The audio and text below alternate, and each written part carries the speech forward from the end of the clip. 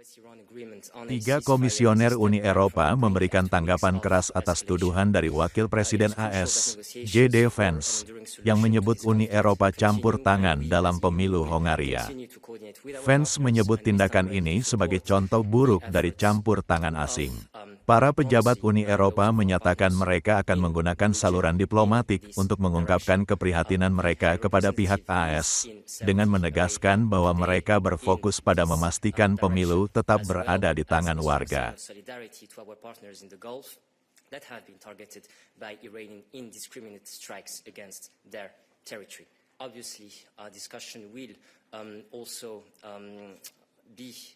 On the situation and the matter in hand, efforts to reach a de-escalation, including the recent ceasefire accepted by the US and Iran under Pakistani mediation, that we also salute for their efforts. As to our priorities, because this is also the bulk of your question, for us, the EU, our priorities remain preventing Iran from acquiring a nuclear weapon and to put an end to its destabilizing activities, including its ballistic missile program, as well as guarantee freedom of navigation in the Strait of Hormuz, in line with international law and the law of the sea.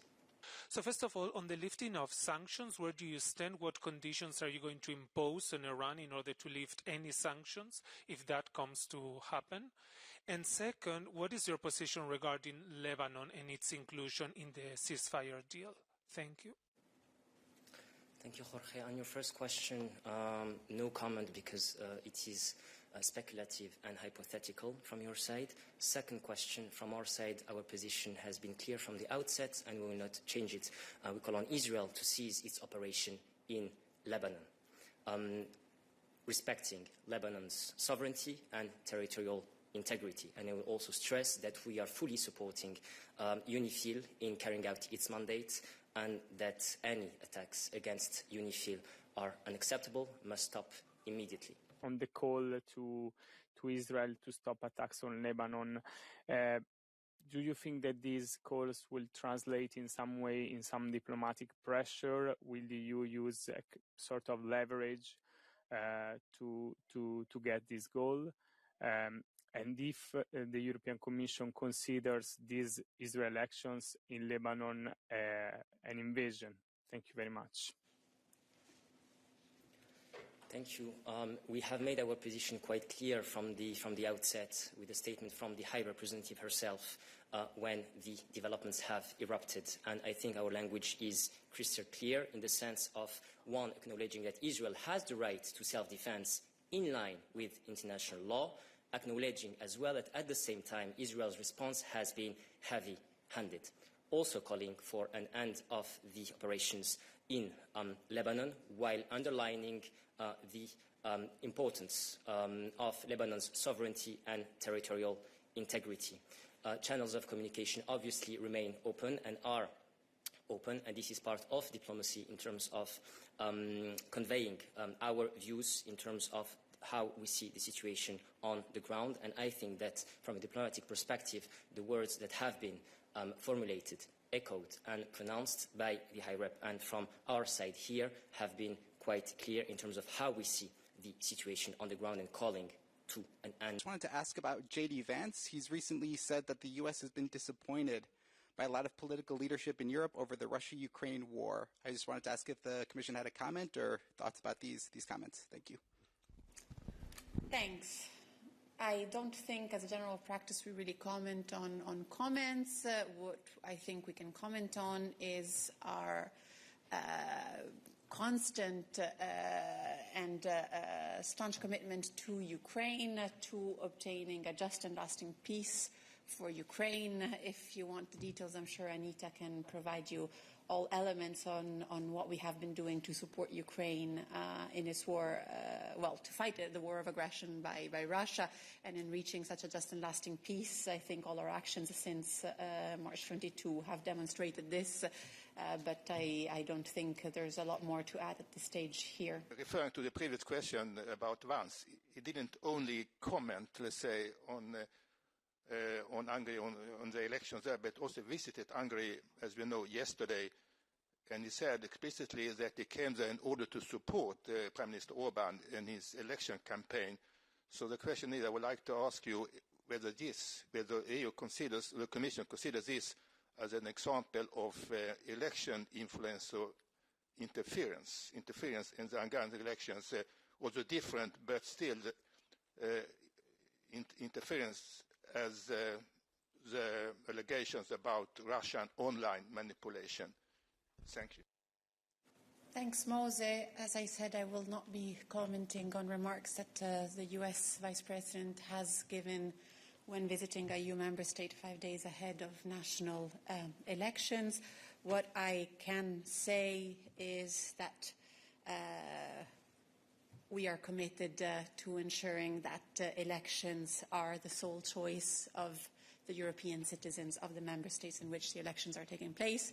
This is a commitment we have always confirmed and demonstrated through all our actions, and I will not be adding more to that. The Vice President Vance statement yesterday during the press conference with Prime Minister Orban, the allegation he made is quite serious. I quote him when he said that EU bureaucrats are responsible for one of the worst examples of foreign election interference. So even if you will not comment on this comment, can you clarify if the European Commission is interfering in the Hungarian elections? Thank you very much. Thanks, David. I will ask Thomas perhaps to join me on this one. Anita, thank you. As I said, look, we have a US Vice President visiting a member state 5 days ahead of elections. We will not be commenting specifically on the remarks he made. What we will be doing is confirming that we are acting in a way to ensure that elections are always the sole choice of our citizens and nobody else. Thomas can provide you more elements on this. Indeed. Thanks, Ariana. This is what the European bureaucrats have been doing, is to set out a strong framework to make sure that the elections remain in the hand of our citizens. Because if you look at it, and if you look at the concerns that we have, and they are justified, who is silencing political voices? It's online platforms. Who is manipulating algorithms? Again, online platforms. Who is boosting the visibility of their preferred choice? Online platforms. And we put the ball back where it belongs, with the DSA. And thanks to this, election interference is hardly possible by online platforms in Europe because we have this framework in place. Let me add on top of this, from a European bureaucratic point of view, that we're not just enforcing a legislation like this. It was endorsed by our member states and it received an overwhelming majority in the parliament also. So we have the legal obligation and the duty to enforce the legislation. We'll keep doing it because in elections, because in Europe, elections will not be the choice of big tech and their algorithms. Thanks, Thomas. Let me see, perhaps Anita has something additional on this. Yes, no, maybe? Yes? I will ask Thomas to wait there just 1 second. Let's see. It's multiple parts.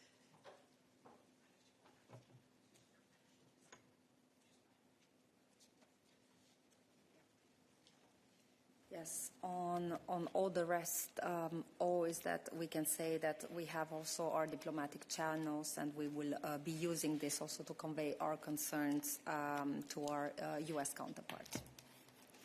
And to also remind everyone that we have a joint statement with the United States. So that is the framework in which we build our relationship with our transatlantic partners. And we can, of course, address all possible concerns in that context if such concerns are in the mind of our partners. You have a question on this. Let's see if it's more for Anita or Thomas or me. Thank you so much, Alex Caddier from TP World. Just following up, Anita, you said we have diplomatic channels to convey our concerns, but at the same time you're saying we don't comment on comments.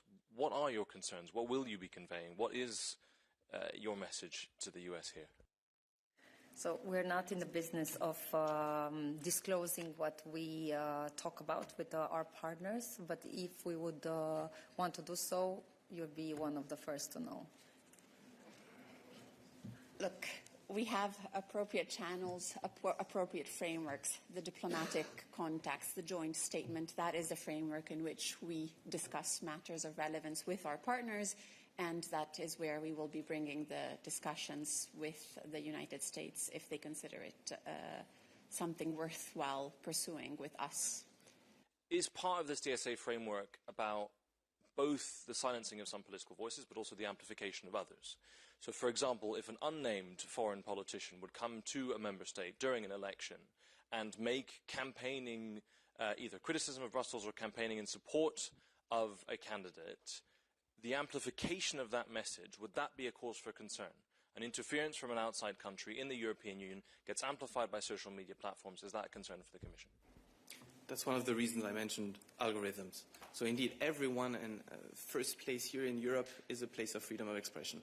So everyone is allowed to express his personal views. We have always been extremely clear on that.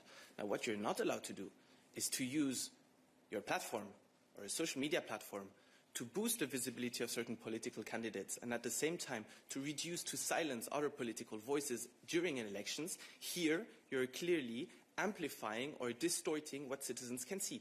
This is a concern we have. This is a valid concern. This is a concern on which we have certain evidence already at our disposal. Now, indeed, we need to prove it.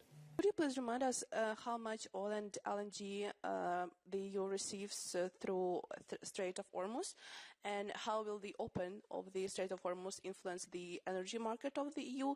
How soon do you expect any improvements in terms of the energy crisis? Thanks. Broadly speaking, we should be under no illusion that this crisis that currently impacts high energy prices will be short-lived. It will not be. As regards the volumes that we're getting via the Strait, we are getting around 8.5% of our LNG that comes from the Strait. As regards oil, including crude and products, it's around 7%. It mainly comes from Iraq, Kuwait, Saudi Arabia, and the United Arab Emirates. And as regards jet fuel and diesel, it's around 40%, 40%. And obviously, as we know globally, the Strait transports or transits 20% of both oil and LNG, respectively. So it's a very, very important choke point, obviously, and the blockage has had. We've seen the impact it has had, and now, obviously, I am not in the position to speculate what will happen, how quickly it might have an impact. But what we can already foresee is that this crisis will not be short-lived. Jelajahi cara baru mendapatkan informasi. Download MetroTV Extend sekarang.